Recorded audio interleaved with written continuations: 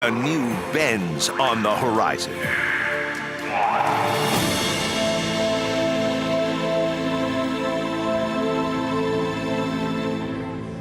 On a cold, clear November Monday, the end of an era in Atlanta. The Georgia Dome falls almost 28 years after construction first began. It is a different Atlanta in 2017 than the one that we saw in 1989 when they first broke ground. The impetus for the stadium was the Atlanta Falcons. In 1989, the Falcons were the worst team in football. They were getting ready to fire their head coach. Many people in this community thought, what a waste. What purpose will this stadium eventually serve? Well, the answer certainly has come 28 years later when you think about the myriad of events that have occurred in this facility. What it has meant here, much like the airport, it has been an economic engine not only to the city, to the state, but to the region. And now it falls. It goes away in less than a half hour, but its legacy remains. Now we go to International Plaza right now as Chesley and Sheba are standing by as well. Absolutely. Thanks a lot, Jeff. Really appreciate it. We are nestled in between the Phillips Arena, Georgia World Congress Center, and the dome is right here behind us. You can see now that the sun is starting to rise. The holes that they took off in the top, they did some prep on now the. I'm seeing that, yeah. They did some preps on it already, so it's set to implode here pretty soon. There are a number of media crews here. We've seen a drone just fly above, and the helicopters are set up as well. The Georgia World Congress Center getting the building all prepared. They put up some plastic sheets right across the doors and the windows here as well. So, and Mercedes-Benz Stadium, we saw the lights go out. We are getting ready for the implosion. Yeah, not long now. Not long now. A lot of memories. Folks sharing a lot of memories with us as well. So a lot of concerts. Whitney Houston. Yeah, one of the last big ones was Beyonce. Beyonce. Yeah. The Falcons. All right. Jeff, back to you. Well, I think everybody has their own memories of what they are feeling and experiencing. I was part of the coverage when the first announcement came with Governor Joe Frank Harris and the late Atlanta Falcons owner Rankin Smith Sr. as they made the announcement along with Mayor Young also that this facility would be built. And it has been extraordinary in the life and times of the city. And now in the span of 12 seconds, all of that history, all of that planning, all of that political maneuvering that it took to get built will fall and fall very quickly. There has been a team here in Atlanta now for 4 months preparing. They have spent 35,000 hours for those 12 seconds that will fall so very quickly.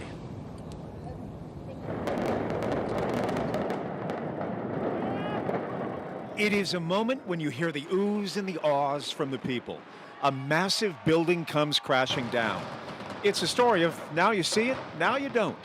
But what many don't understand is that this is a tedious and a laborious project. We bring in a crane and pick down those beams. As I walked the dome with Rick Capatilli of Adamo, he gave us a real sense of how this will all work. There's 4 months of progress and 35,000 plus man hours involved.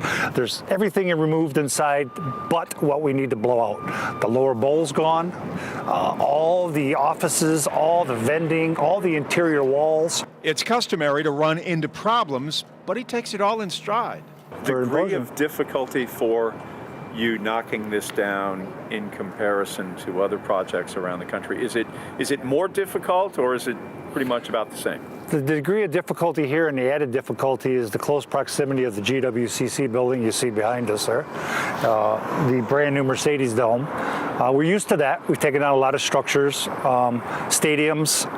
The unique part about this is the roof and the ring structure is unique. It's the only one. How so? There's not another one been built like it, so there's not been one demolished like it. So is there concern about it will go according to your plan? There was concern. We worked through extensive modeling. So the question that everybody wants to know is, how long will this take? Structure is almost ready to fall. When everybody sees it fall on the 20th in 12 seconds. 12 seconds? 12 seconds, all the implosions will be done, it will be collapsed. They think, wow, that was quick. They just showed up and set the dynamite.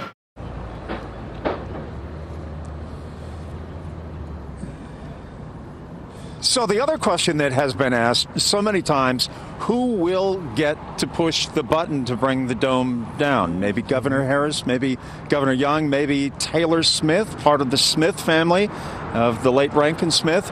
There's not going to be any drama at all. Somebody with Adamo, the company that's bringing it down, simply will use a mechanism, much like a cell phone, hit a button, and that's it. No drama, no theater, nothing.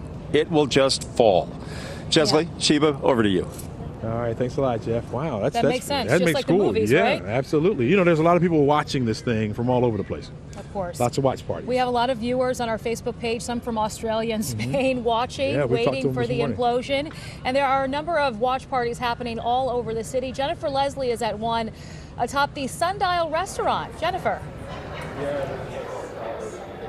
Sheba and Jesse, you can see the crowd behind us. They opened the doors just before 7 o'clock, and they've started to fill in 200 guests here who want the perfect view of this implosion. And you can see right out these windows here. I'm going to crouch down so you don't see my reflection in the windows here, but you can see what a view we have. And here's what's really interesting.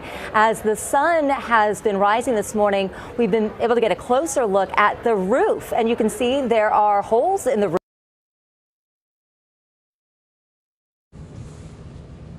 Did we lose something? All right, so traffic will be an issue. MARTA has changed its schedule as well. For more on that now, let's go over to Jerry Carnes. Good morning, Jerry. We're coming up.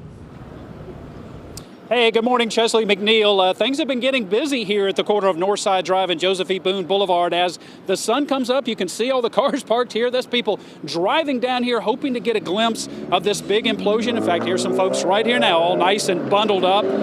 But they're not going to get any further than the barricades that you see here over there. We're at Northside Drive again and Joseph E. Boone, about a quarter mile from the Georgia Dome. There you can see the roof right up there. Say goodbye to it because it's going away very, very soon. Take a look at this map and you can see where the restricted zone is. That's everything that you're about to see here in the red.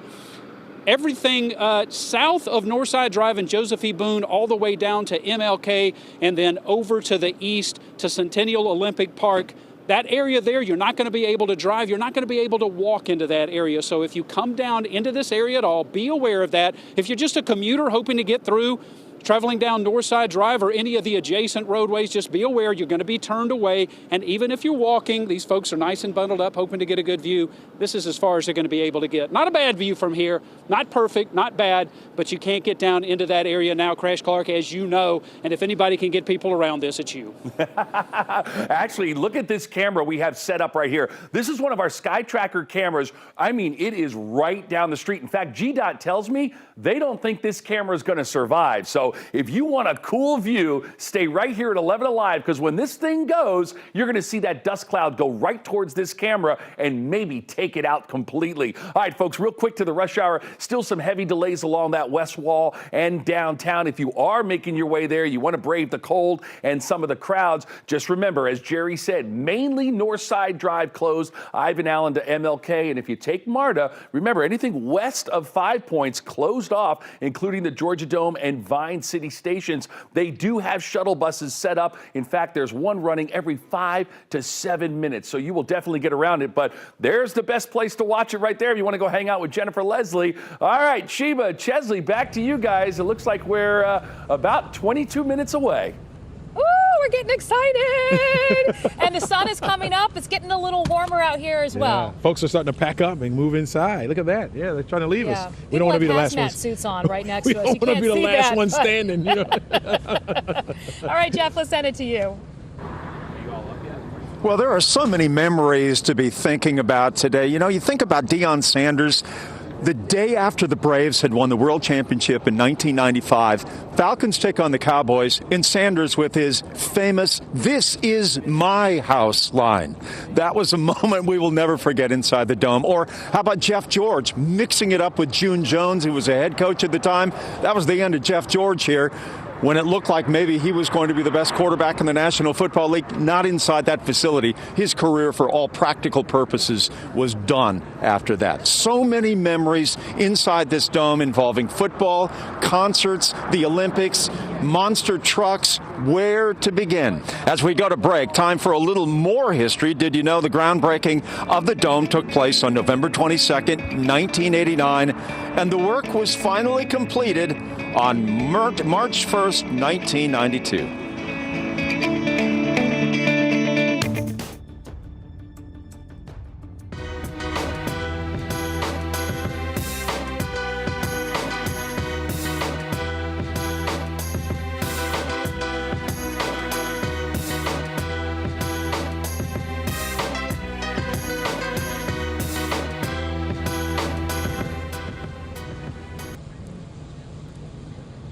All right, welcome back, folks. Yeah, you know, Atlanta's not new to implosions. You know, it's back in 1997 was the year that Fulton County Stadium came down. Remember that? Yeah. Jerry Carnes was covering that for us. Yeah. We saw That's some how I video remember of him. it, watching his video. Right, of course, right. I was not here for that. But, you know, after that was the Omni as well, or right around the same period of time was the Omni. Mm-hmm. So a lot of, I guess, fond or bittersweet memories of implosions around Atlanta. Yep, absolutely. So we're going to go over to Jeff Hollinger with a little bit more. Hey, Jeff.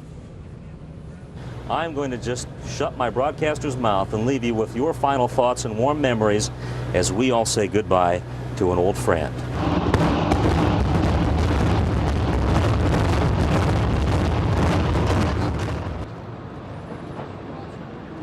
Well, if you were to take one moment that really helped create the energy and the politics and the business to help create this facility behind me, it would have to be when Rankin Smith, who was the owner of the Atlanta Falcons at the time, magically, mysteriously showed up at the Gator Bowl before a huge throng in Jacksonville in 1987 for a pep rally, and he was threatening to move the Falcons to Jacksonville. And with that, Governor Harris and everybody else in government said, we have to do something, and they did.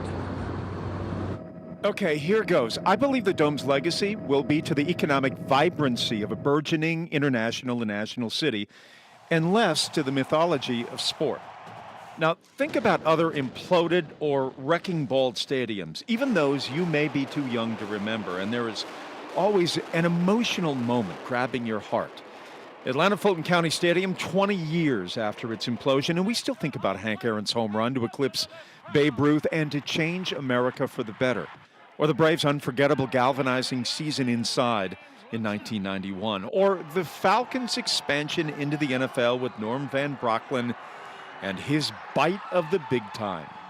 But the Georgia Dome is different. Construction began in 1989. There is a great old story of how we landed the 1994 Super Bowl here, before the stadium had even broken ground. With the NFL Commissioner Paul Tagliabue arriving, somebody had to be dispatched to put up a fake tent with a bulldozer to give the appearance that work was set to begin.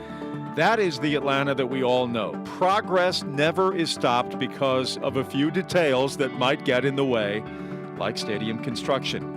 Shall I list the building began in 1989 and was finished in 1992, or chronicle the more than 200 Falcons games, 2 NFC title games, 2 Super Bowls, SEC title games, 1996 Olympics, motocross, U2, Final Fours, the tornado of 08, Michael Jordan versus the Hawks, Chick-fil-A games, high school games, even the Sugar Bowl after Katrina, or how about me hosting Football 101 with Dr. Laura?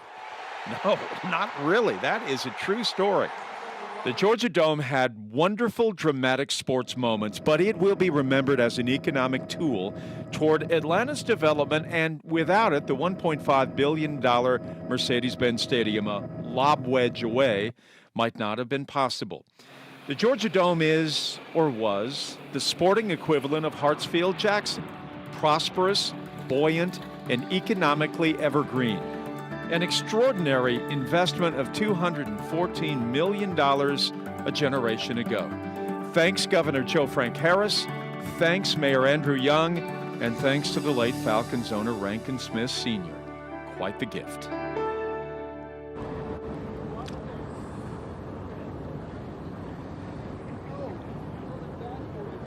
So I've had a lot of people, guys, that have asked me, what is my favorite memory inside the Dome? I think it has to be the last football game, January 22nd of this year, when they beat the Green Bay Packers for the NFC Championship. That really is the cherry on top of the sundae as far as this building goes. How about you guys? I remember watching you, Jeff, follow Arthur Blank around after that, trying to get his reaction to what a marvelous game. That was probably one of my fondest memories as well. I was at that game, but also the Battle of the Bands, when they had the Battle of the Bands here. Oh, it's always a good time. Yeah. Always a good time right here at the Dome. All right, so we're also talking about what if the Dome was never built. Let's turn to Joe Henke for that.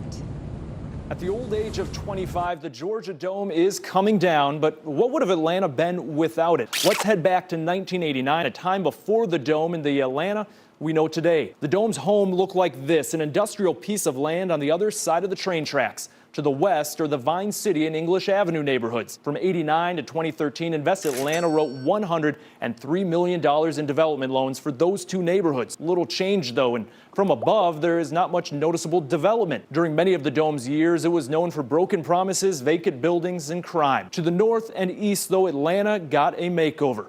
Georgia World Congress Center's footprint grew twice in 1992 and 2002. And tourists, they began lining up in the Dome's shadow. 1996, Centennial Olympic Park brought Atlanta together. 1997, the Omni Coliseum went away.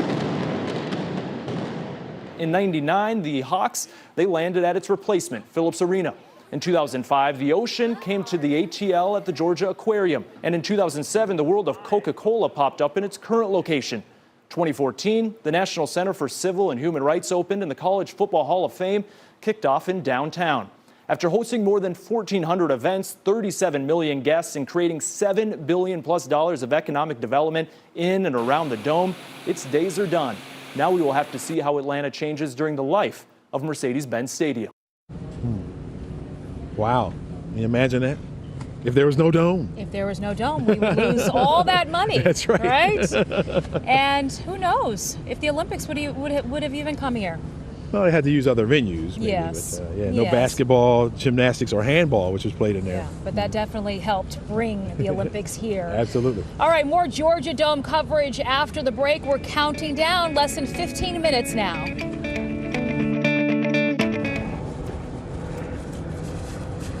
Welcome back to the show, folks. We got some crews staying out here, and this is what they're going to have to wear to stay out here to watch the implosion. Yeah, serious masks. And we've seen a number of people out here where the media is staged wearing hazmat suits as well. So people are getting geared up.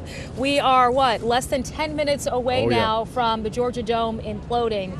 And people are gathering at watch parties, and people are gathered on the ground waiting for the Georgia Dome to implode, and Jennifer Bellamy is out with some of those folks on the north side of the Dome. Jennifer?